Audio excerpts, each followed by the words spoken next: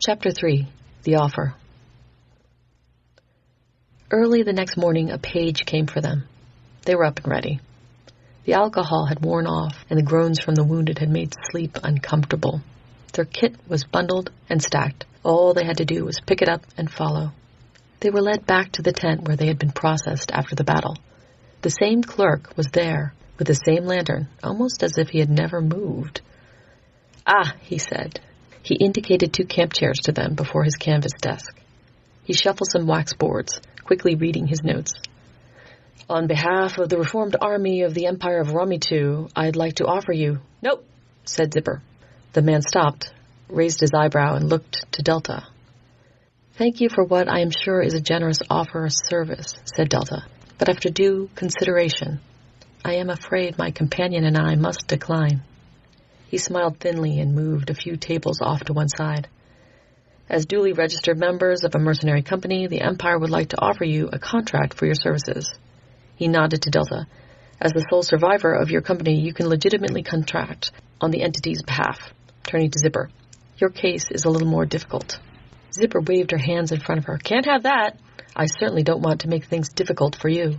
I hereby resign my position in," she rolled her eyes, "the Puissant Company of Superlative Adventurers Reformed, and I apply for an opening in Wight's Brigade. If you'll have me," she added at the end. Delta nodded solemnly. "Certainly. If you have the paperwork, sir." The clerk nodded. "I can handle that, and thank you. That certainly makes things easier. If—" He paused to see if he was going to be interrupted. When it appeared he wasn't, he continued. "Although 2 is an undersized company, it actually turns out to be exactly what we had in mind for a specific duty." He picked up one waxed board and read it from top to bottom. "The Empire regrets that it must take up arms against its own citizens. Although they are our enemy in the field, they are still our own, and they are due all the dignity and respect that they deserve. As such, we feel it is a sacred commitment to return those unfortunate enough to die in this unnecessary conflict in good order to their nearest relatives. Unfortunately, those who have taken up arms against us do not always welcome such overtures. We find it often goes better if neutral third parties actually conduct the dead." They thought it over a bit. "So," said Zipper, "so you want us to drive the meat wagon over to the mud house side?" "Colorfully put, but essentially accurate," said the clerk. "There are plenty of civilian drivers," said Delta. "Why hire mercenaries to do it?" He nodded.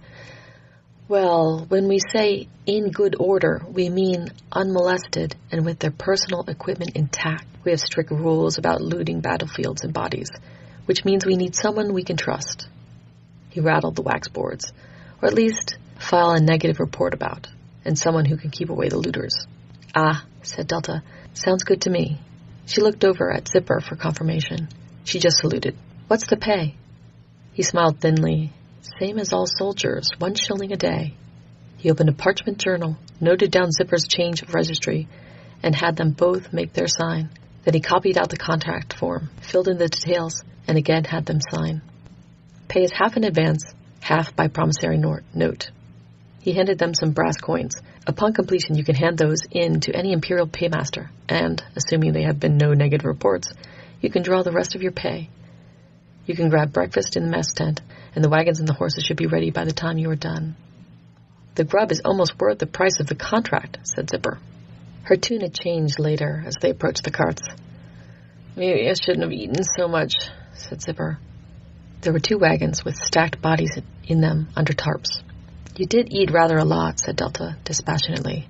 "Always have," said Zipper. "My parents despaired of it, especially since I never grew from it. They just said it went into my hair." "Let's try to do this from upwind," said Delta. There were a few actual fires in the camp, though. Most of the cooking appeared to be over magical hot plates. But despite their trepidation, there was no rank smell. A soldier who had been standing guard over them noticed their approach and came over. "Are you the ones taking this lot out?" "We are," said Delta. He nodded. "Fine. I'll walk you to the gate, and then they're yours from then on." They stowed their gear and climbed up onto the cart. "Are there really bodies in there?" asked Zipper, peeking under a tarp. The guard laughed. "Yes. A mage came through and put a preserve spell on them. It'll be about a month before they start to, well, before they should be buried." "What did the priest of Gravekeeper think about that?" asked Delta. The guard shrugged. Dunno. It's respectful and allows for proper funeral rites. I can't see they would mind. Especially given the fees they charge for a rite, said Zipper. Looks like I can enjoy my breakfast after all. What are the mules called? The guard stopped at the gate. I call them 1 and 2. It's not like they listen. He waved them off. Godspeed to you. The drive was pleasant enough. The Venio countryside was picturesque, and in no man's land, between armies, pretty empty. Rations for them and the mules had been packed, so there was little to care for. Zipper whistled as they went along, occasionally bursting into song at particularly raucous bits. She had taken charge of the mules and spent most of the day trying out different names on them. Delta was a little bit more restless. She moved about the wagon perched on top to keep lookout for a lot of the time, but also hopping off and walking ahead whenever there was an intersection or bridge.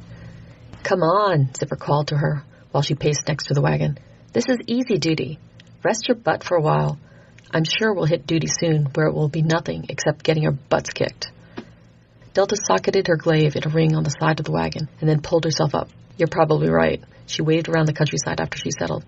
This just creeps me out. It's too quiet. Zipper nodded. No cowbells tinkling, no goat herds bitching. She looked to the side. Weeds are coming up in the spelt over there. Looks like people have been cleared out of here for 3 weeks to a month. Delta looked at her appraisingly. Country girl. Zipper shrugged. Pretty much. Delta nodded and looked back at the surroundings. Village girl myself. I couldn't tell spelt from rye unless it was on a plate. No shame in that, said Zipper. She broke into another song about a baker mixing up ingredients. Delta pulled out the contract they had been given. On the back was a very rough map and the itinerary they were expected to follow. We're supposed to make Kerhidnet tonight. She glanced up at the sun. It was starting to approach the horizon. You hear that, Oswald? Shouted Zipper, flapping one of the reins. I told you you've been slacking. She flapped the other rein. Show him ping. Pick up the pace or we'll all be wolf fodder after sunset. Delta turned and looked at their cargo. I hadn't thought about it that way. This has got to be something scavengers would pick up on, preserve spells or not. A bloody great beacon to any carnivore's nose, complained Zipper. Despite her admonitions, the mules had not changed their pace. Do you suppose they get trolls around here? Delta looked concerned. With the people gone, no telling what's come down from the mountains. She shaded her hand against the sun and looked ahead. I don't see anything. We must be close then, said Zipper. Wouldn't we see more if we were closer? Said Delta. Zipper shook her head. Nah.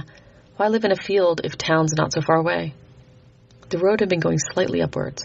Not long afterwards, around when the sun was getting nervously close to the horizon, they crested the slight rise. The land dropped off much quicker on the other side to a small brook. The road crossed this in a bridge, and a village was immediately opposite it. No smoke, said Delta. I guess we would have known it was there if there had been any fires. Zipper shrugged.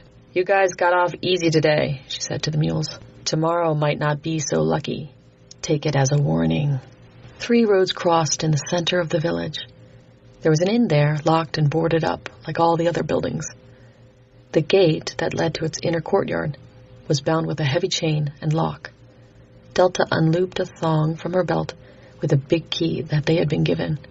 She unlocked and swung open the gates while Zipper led the mules through by hand. Hi, honey, I'm home, called Zipper. She led the mules fully in, with the wagon as far from the gate as she could get it. Then she unharnessed the mules and led them to a stall she found there. Delta saw to the gate in the meantime. She chained and locked it up tight. There was another chain and lock on the inner barn door, which she opened. Here she found a pump and some fodder stored, along with grooming equipment. There was also a door to the inn proper. One thing about the Imperialists, said Zipper. Their pay is crap, but I can't argue the accommodation.